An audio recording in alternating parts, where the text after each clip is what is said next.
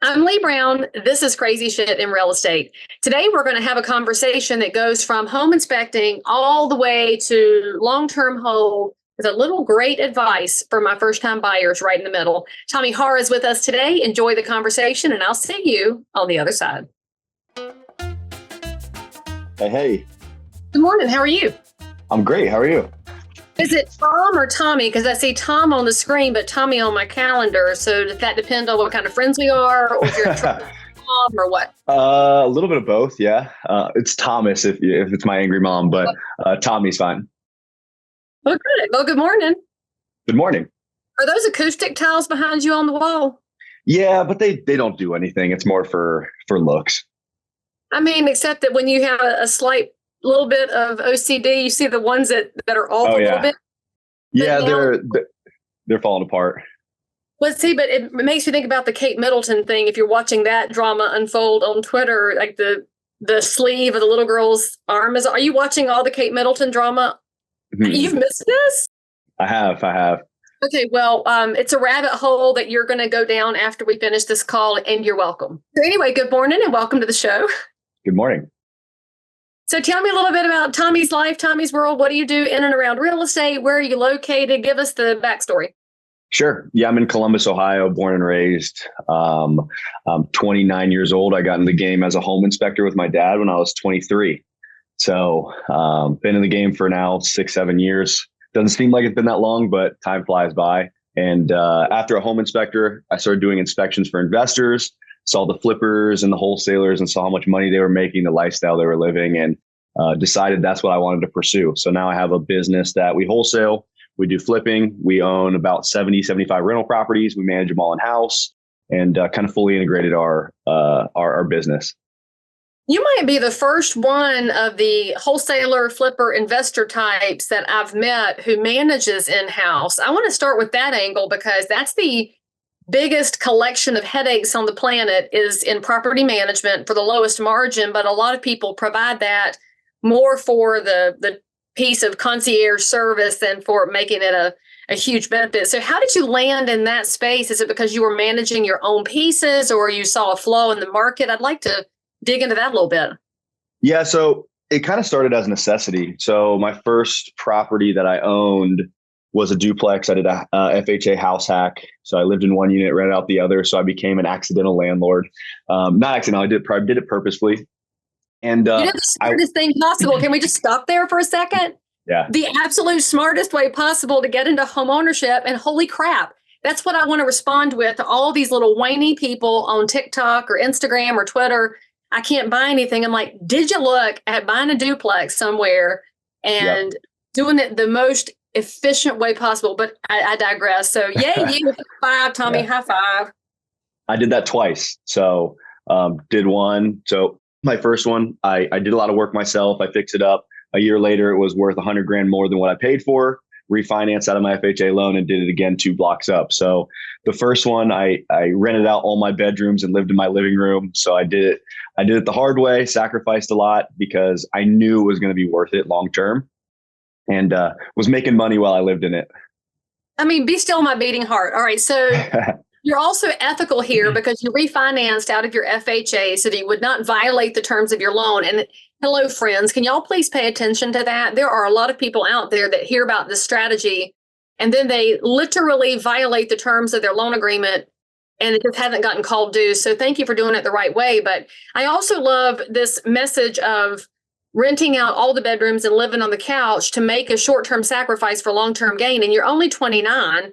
Yeah. You are already so far ahead of the bulk of your generation, not because somebody handed it to you, but because you said, you know what, I can suck this up for a short amount of time and power through so that you can get somewhere different. So I want to know exactly when you looked at that first change. So the first duplex, a lot of people do the first one and then they don't know what to do next. They get very strung out because the idea of transitioning from the first one to the second one can be overwhelming. What did you learn in the first transition process, and what was the biggest piece of advice you would give to the next person who wants to follow in your footsteps? Good question. So the first one I bought, it needed work. So I had just flipped my first house. We can kind of get into that stuff. And I made 25 grand, and I used all that money to fix the house up. So I was able to get the FHA loan, but I did not buy turnkey. So I bought a house that was mechanically functional, but it needed paint, floors, kitchen, things that I could do, windows, some siding. So it forced the value. So I knew that was going to happen. So a year later, it was worth 100,000 more, and I refinanced out. So I knew that was going to be the plan going in, and I wanted to refinance out so I could use my FHA loan again. So I like to think about home ownership, especially back then, because I didn't have much money. How can I own and control these assets with as little capital as possible? And the FHA loan for me, because I didn't serve in the armed forces and the 5% conventional wasn't a thing at the time, I needed that FHA loan to make it happen. So that was the whole thought process around it. And then also renting my rooms out and getting paid to live in the house was me getting rid of my mortgage and my monthly payment to be able to create my side hustle while I was being a home inspector with my dad building his business, which was going to be wholesaling. So I started wholesaling, making a little bit of money, and that helped me save up for my next down payment. So it was all kind of maybe a little lucky, but I listened to so many podcasts, Bigger Pockets specifically, to where that's what they said you needed to do. And I was like, okay, these guys, real estate, you don't recreate the wheel. So I was like, okay, if these guys say it, they have a giant platform for a reason. I got to follow this. Okay, so in the wholesaling space, there is a pretty big divide. There are some ethical wholesalers, and there's a whole bunch that are scheming to make money regardless of the outcome. And I'm just going to take a wild guess here based on everything you said. You've chosen an ethical wholesaling pathway. So my question to you is, as the markets have changed since COVID era started 4 years ago, has it been harder to find wholesaling opportunities? And when you find them, how do you address this conversation of where equity has gone and what you're able to bring to the table? Because I think there's some missing pieces with a lot of the people looking at wholesaling right now. Sure. So, I mean, to kind of answer the second question first is, if you want to be a real wholesaler and make money and have longevity and be able to lay your head on your pillow and sleep at night knowing you did the right thing, is finding the people that have a real problem that you have a solution to. So letting them know that in your first exploratory call with them, because they're talking to you for a reason. So there's motivation underlying that you may not know about. So my job as a wholesaler is to figure that out and solve it the right way. So if my solution to their problem is a quick cash solution, and that's truly what they need, then I can provide that. But if they want the most equity out of their house, then I can refer them to a realtor, and I'm not the best solution. And I would tell them that the first call. So we leave it all on the table and we say, hey, we're maybe not a good fit. Or if they want top dollar for their house, I'm not going to try and lowball them if that's what they want. But not everybody's going to fit into that bucket. So you just got to find the people that truly need that solution that you have. So I love that your sense of curiosity is allowing you to really personalize the answers, which I think is frankly the key to everything in real estate.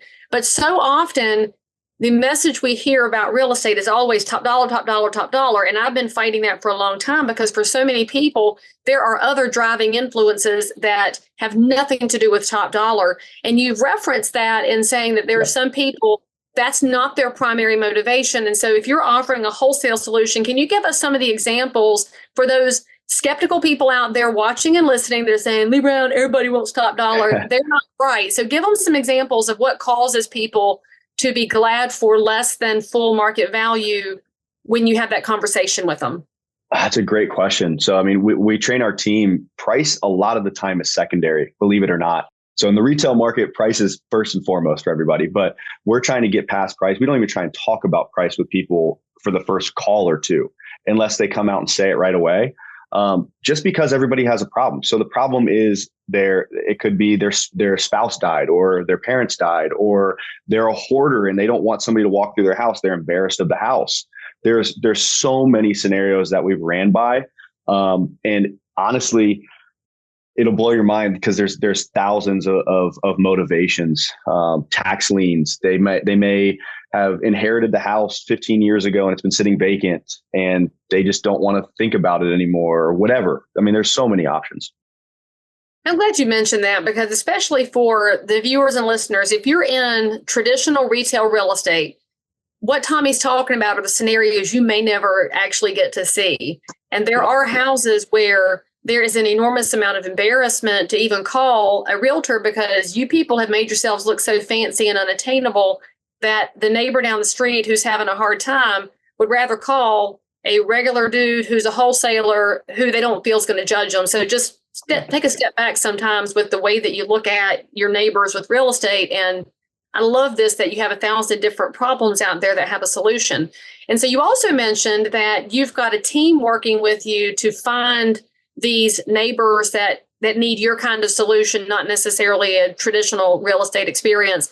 Where did you put that team together, and how do you train them to have your same mindset that is that customer first, ethical way to look at the best way to approach somebody else's problem? And by the way, the profit comes later. So how do you build a team that mirrors you? Yeah, so we built a team organically. So it's me and a business partner. We started out of we didn't have an office, then we got an attic of a friend's office space, and we've grown from there, just completely organically from nothing. Now we have about 10 team members between our companies. So with our wholesaling business, I mean, if you're not solving the problem, you're not getting paid. So if you teach them that first, you can't force somebody to sign on the dotted line, and you can't force somebody to sell their house, especially at a discount. So if you can't find the problem and be the actual solution, sit back and listen to these people, because most people, when they don't know about real estate much, they hear wholesaling and they want to get on the phones right away. And the first thing they jump to is price. It's like, hey, if you guys are jumping to price first, the highest and best dollar they're going to get at all times is going to be calling a realtor. So learning that there's another thing there, and sit in their shoes and start thinking why and reasons as they're saying things. You got to make inferences and kind of guess as they're going through. It's part of our sales process to do that, but you're just not getting paid unless you actually sit in their shoes and listen to them. I mean, that's what I wrote down, because you have a really great quote there that if you're not solving the problem, you're not getting paid. I'm totally stealing that. I might give you credit if I remember, but I can't promise that either because I'm a lot older than you are. Okay, so here's a question for you. You're talking about the benefits, and your success came after you treated people well and after you approached things thoughtfully. In the wholesale space, and I'm going to totally broad brush and generalize here, the bulk of what we see from wholesale advertisers and from educational programs, which are almost in that Carlton Sheets kind of a mindset of make $1 zillion at 3 a.m., they only talk about the money. So do you think that you are an outlier in the wholesale business, or have you just been shouted over by the really aggressive influencer types? I mean, I got into it for the money. I mean, there's not so many businesses that you can pick up a phone. I mean, realtor would probably be one. You can pick up a phone, hustle, and make money kind of create out of nothing. You don't have to own the house. You don't have to do any of that. So if you're in a position to where maybe you're young like I was, and I was making 40 grand working for my dad, and I wanted more things. Wholesaling is a great way to completely change your active income stream and change your life. And also with wholesaling, to me, it's a means to an end. So you have to be ethical about it, because one, you have a brand and you're a person. You don't want your name to be ruined. To me, wholesaling is deeper than that. Everything in real estate starts and ends with a deal. So if you can be the person that can find those deals, specifically wholesaling, because you're finding discounted off-market real estate, I want to own those assets. So I'm using it as selfishly to find them and monetize them 3 ways. I can wholesale them to another investor, make money, solve the problem, or I could buy it, flip it, or buy it, fix it up, and rent it out on a refinance standpoint and keep the asset and have a portfolio that's going to change my family tree. Is there a class that you took on the Yes. that's been good for you? I want to hear all about it. Yes. Okay. So I am in the progress of taking your How to Dominate During a Recession class. And oh my gosh, it's just absolutely the best. It's really helpful to understand and to know what it was like during the other recession, and to how to proceed. But also at the same time, in the back of your mind, remembering that every recession is not the same. So you have to be prepared, but you have to be flexible. So understanding, educating during this downtime in our market, educate, getting on top of that, and being prepared. So, take as many classes as you can, get involved with your association, just really, diving in has been, I'm so excited to get it completed. But it's a great class.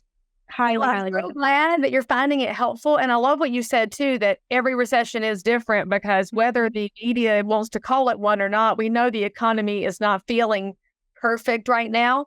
And when things feel, that's when we do more education for ourselves so we can give that education to our clients. And so thank you for those kind words. I can't wait to get the full review when you finish it. And by the way, friends, if you follow the link here, we might have a discount code to get you involved in that class as well. So you can join Mackenzie and get some education in your yoga pants in the evenings while you serve clients during the day. So thank you for that kind recommendation. I'm so glad you're enjoying the class.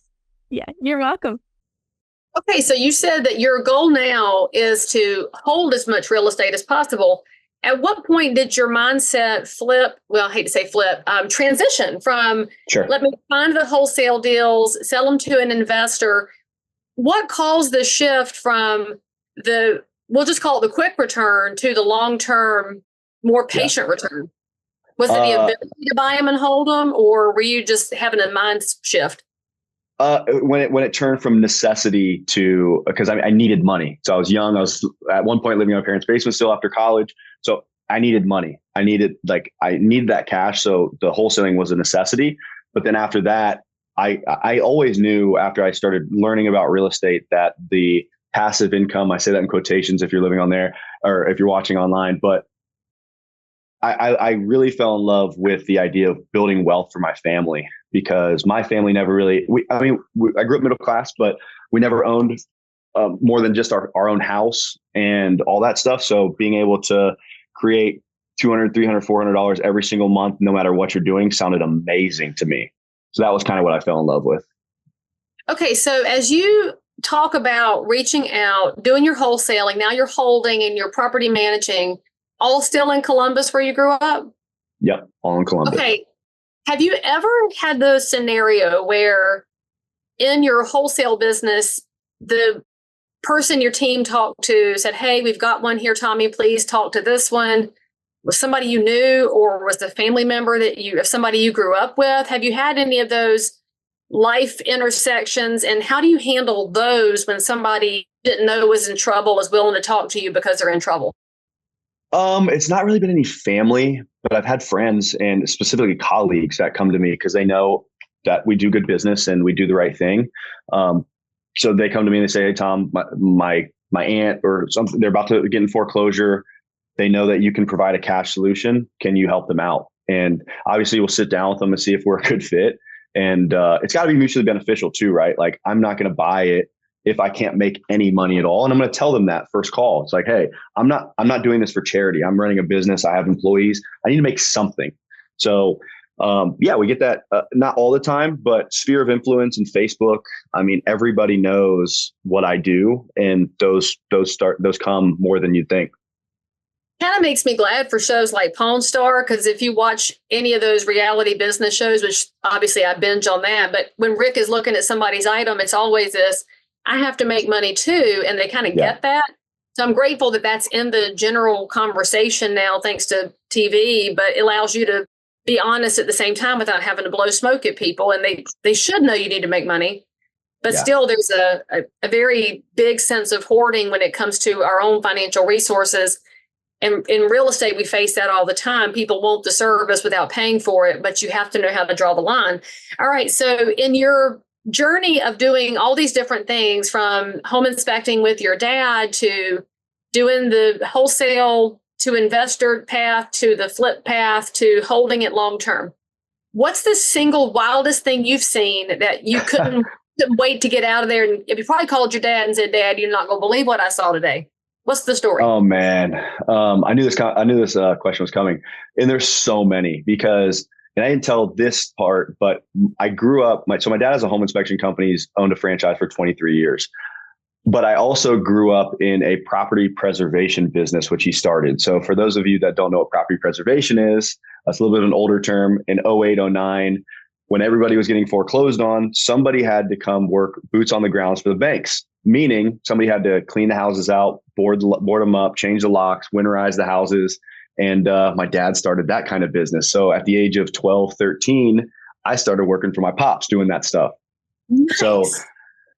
So that's kind of how my brand came about. It's the real side of real estate, because I've seen everything. I mean, I've gotten into a house and gotten covered head to toe in fleas immediately. I've walked through houses that have every square inch of the floor covered in dog poop.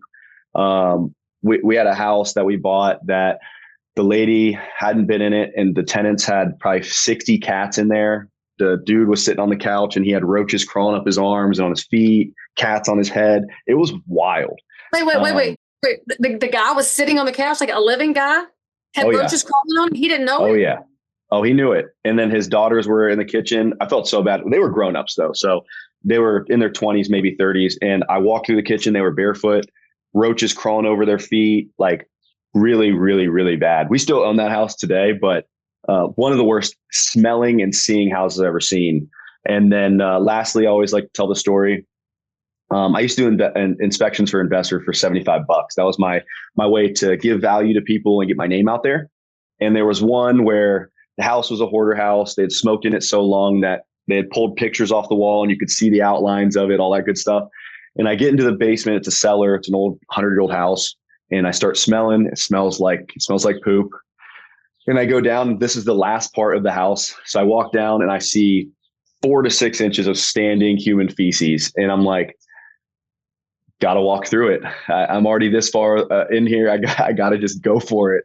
So I walked through 6 inches of human poop for $75. That's probably the craziest, but it's definitely up there with a bunch of other ones. Did your prices go up after that one? Because something tells me that you realized 75 was just not enough money to do that. Yeah, that one, I mean, the price for those was kind of, there was a bigger purpose for me doing those, but I get there's a bigger purpose, but dang, $75. The price went up for that. Yeah, the price went up about a year or two after that, after I'd met everybody that I needed to meet and all that stuff. But it's usually when you, as a home inspector, you get out of like a really muddy crawl space that's about 2 foot deep and you're army crawling through it, and you get out, you're covered in cobwebs. You're just like, I look at my dad and I'm like, Dad, like there wasn't any other better ways to provide for the family. Like, this is it. It's like, come on, there's got to be a better way. And this is why you see there's primarily male dominated home inspector, primarily female dominated retail real estate. That's right. Okay. So if there was one thing you would tell the listeners and viewers about your journey in real estate that you would go back and change today, whether it was timing, a purchase, a rule of thumb, what would you change about your trajectory so far? Oh man. So I'll go to my, you have full leverage. You could get this magic fairy dust time machine. You can fix any one thing and you do it differently. Yeah. So this one's twofold. So I wish it didn't happen, but I also am grateful it happened. The first deal I did, I bought with my uncle. I was 23 years old. We bought a 4,000 square foot house. It was our first flip together. First and only flip together, I might add. 4,000 square foot, nice area of Columbus, probably an A-class area, 6 beds, 5 bathrooms. We bought it for $425,000. We ended up losing $100,000 in 16 months on that flip. So I lived in the house. I went room to room. I did a lot of the rehab. I managed contractors. I didn't know what I was doing. So going back, I would tell myself to start with something easier, educate myself a little bit more.